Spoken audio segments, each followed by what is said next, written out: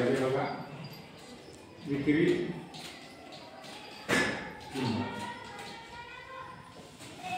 किती आता आणि नफा किती अशा स्वरूपात आपल्याला दोन प्रश्न नाही का विचारले गेलेले आहेत। आपल्याला काय करायचं आहे, फॉर एक्झाम्पल आपली काही खरेदी किंमत आहे आणि माझी जी खरेदी किंमत आहे ती खरेदी किंमत समजा नाही का कल्पना करा की 2400 रुपये आहे। काय आहे 2400 रुपये खरेदी किंमत की मी एखादी गोष्ट खरेदी केली तर 2400 रुपये आहे आणि मग 100 मग शेकडा नफा जो म्हणतो मी शेकडा नफा मला 20 रुपये झाला की 100च्या मागे 20 रुपये मला फायदा झाला।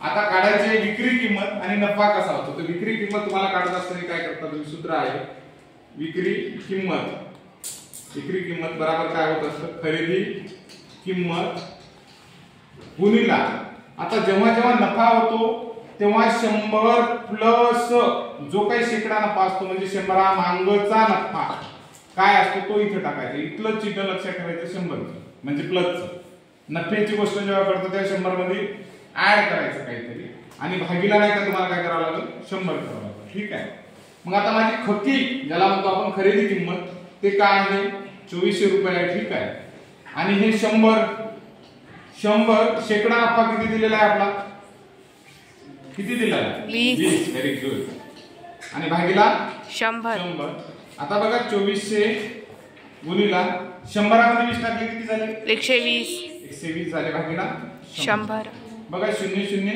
कटले 24 गुणिला 120 आता शून्य राहू द्या थोडा 12 ना आपण मल्टिप्लाय करू 12 चूक 48 47 4 12 दोन्ही 24 25 26 27 28 288 आणि हा राहिलेला 0 म्हणजे 2880 हे झाले तुमची विक्री किंमत। ठीक आहे, आता लक्ष द्या थोडं खरेदी किंमत काय तुमची 2400 विक्री किंमत काय तुमची 2880 2400 पेक्षा 2880 जास्त झाले म्हणजे मी विकी मोठा तेव्हा नफा म्हणजे विकलेलं जास्त की नफा असतो। मग मला सांगा नफाचं सूत्र काय आपण काय केलेलं आहे नफा बरोबर विकी म्हणजे विकी जेव्हा मोठा असतो तेव्हा नफा असतो विकी मोठा नफा विकी मोठा नफा विक्री किंमत वजा खरेदी किंमत। ठीक काय विक्री किंमत आपली 2880 खरेदी किंमत काय आपली 2400। ठीक आहे, आता 2400 म्हणून काय 0 0 0 गेला 0 8 मधून 0 8 8 हातून 4 4 घरातून 2 0 किती राहिले 480 हे काय झाला निव्वळ तुमचा नफा झाला।